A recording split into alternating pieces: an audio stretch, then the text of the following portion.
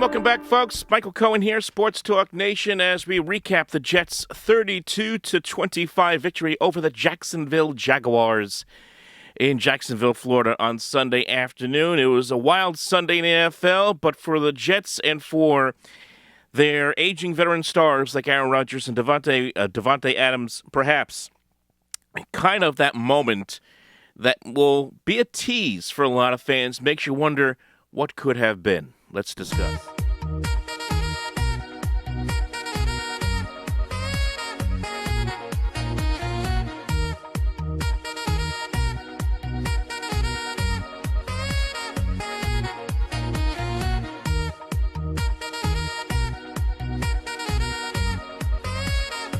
All right, so the Jets again taking care of business on Sunday. They beat the Jaguars 32-25, a nice victory, and it snaps a 4-game losing streak. And it's a win for the Jets that is kind of that much-needed feel-good win. There have been, obviously, in this season that has been full of nothing but total disappointment, misfortune, and self-inflicted wounds.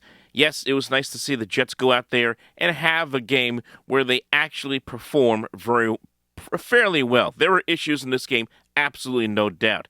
The defense, for the most part in this game against the Jaguars, was non-existent, as Mac Jones had 294 yards passing for Jacksonville. At times, looked like Mark Brunell. Heck, the Jaguars were wearing their old throwback uniforms from the 90s and early 2000s, which still look fantastic. I kind of wish the Jaguars went back to those uniforms permanently, for that matter. They still look good.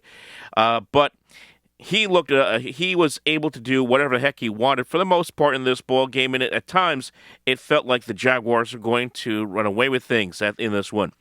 But lo and behold, the Jets put together a second half offensively, especially Aaron Rodgers and Davante Adams, that kind of teased what could have been. Because Aaron Rodgers, as far as I'm concerned, the last couple of games, last week against Miami and this week against Jacksonville, easily his two best efforts of the season, and maybe finally starting to get healthy. We hear all these reports all year, especially lately, in the last few weeks, about injuries, leg injuries, and maybe that Rodgers was more hurt than was led on to believe from earlier in the year. And perhaps now, finally starting to get healthy, and he's starting to look a little bit like the guy the Jet fans had hoped they would see all season and really for the last 2 years. And you saw it in this game, the off-platform throws, the big arm, the 71-yard touchdown pass to Davante Adams that is kind of caught in the breadbasket of his hands, and he runs into the end zone for the touchdown to give the Jets the lead. It just was kind of that tease that said, man, if he only could have had this all season, what this season could have been like. But even in that regard, for Adams, a career day, 9 catches, 198 yards, 2 yards shy of 200 yards receiving, 2 touchdowns for him. He had now eclipsed 100 touchdowns in his career, and 81 of those between he and Aaron Rodgers. For Rodgers, 3 touchdowns. He now is just a touchdown away, I believe. I think 1 or 2 touchdowns away from 500 in his career. So, in a lot of ways, I think it does a couple of things here, this victory over the Jaguars. One, it's that feel-good win for the Jets that they haven't had in a long time. It snaps that ugly 4-game losing streak where the Jets could not hold leads. They were blowing leads against the Colts, against the Seahawks, against the Dolphins. All 3 of those games they should have won. And it is a win that makes you start to think, okay, where do the pieces start to fit in for the next regime coming in? And I think that's a legitimate question. I understand, and certainly it's fair to say that, hey, look, a lot of Jet fans are done with this group. A lot of Jet fans are done with Aaron Rodgers and Davante Adams, and they want to move on, and I totally understand that. And that's going to be the decision that's going to be made by the next group that comes in for the general manager. We're already hearing a bunch of names of candidates that are getting considered for the Jets GM job already. Jets potentially looking at John Robinson, former Tennessee Titans general manager, looking at Louis Riddick, who has been considered for GM jobs in the past, including the Giants at one point. He is, of course, an ESPN analyst, and there's even rumblings about Bills assistant GM Brian Gaine potentially being a candidate as well. And that all points to, again, the coaching search that's going to take place. Mike Vrabel, Aaron Glenn, Todd Monken, Arthur Smith. I don't think so. I don't think anyone wants that, but you get the point. We're getting to that point where we're going to start to see who was going to be the new hierarchy of this Jets team. And if the Jets continue to play well, if Aaron Rodgers continues to play well, let's say the Jets win a couple of games here down the stretch. Two of those games will not be easy, of course, against the Rams and Bills, two teams that are going to the playoffs. Let's say does Rodgers and company make enough of an argument to say that they should be considered on being brought back in 2025? It is a legitimate question. Again, Rodgers, 4 touchdowns and no picks in his last couple of games. Threw for over 300 yards against Miami last week, 339 to be exact, nearly 70% completion percentage. This week against Jacksonville, while the completion percentage was not great, and at times this game was kind of ugly because of overthrows and miscommunication with receivers, still 3 touchdown passes, and his work with Davante Adams was incredible in this game. So would a new GM head coach tandem look at this and say, hey, look, you know what? This quarterback class in the draft doesn't look too great outside of the top 2 that are probably going to go very early, in Shedeur Sanders and Cam Ward, and the free agent class. Do we really want to entrust it in a potentially Sam Darnold, who could be a free agent again, or some of the other guys that are out there in free agency, or do we run it back with the guy that's getting paid and is under contract in Aaron Rodgers? So he's certainly he's certainly getting himself into the conversation at the very least.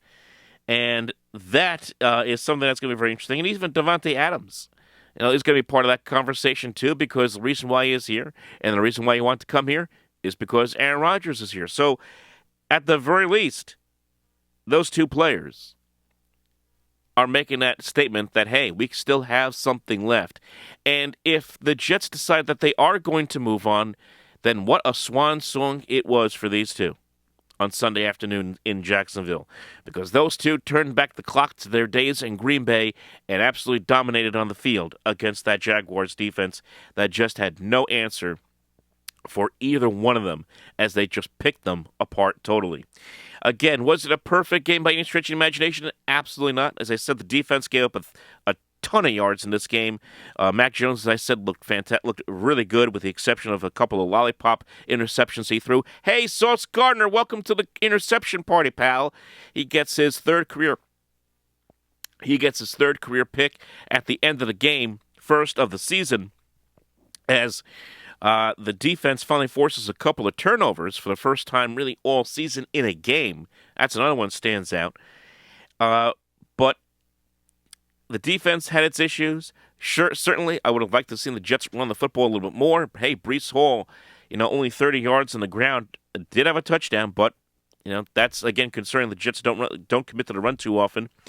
And Garrett Wilson had a rough day. 3 catches, 56 yards, seemed upset on the sideline, although he did have that nice touchdown catch at the start of the game that helped the Jets tie the game at 7. So not a perfect game. 2 teams going nowhere.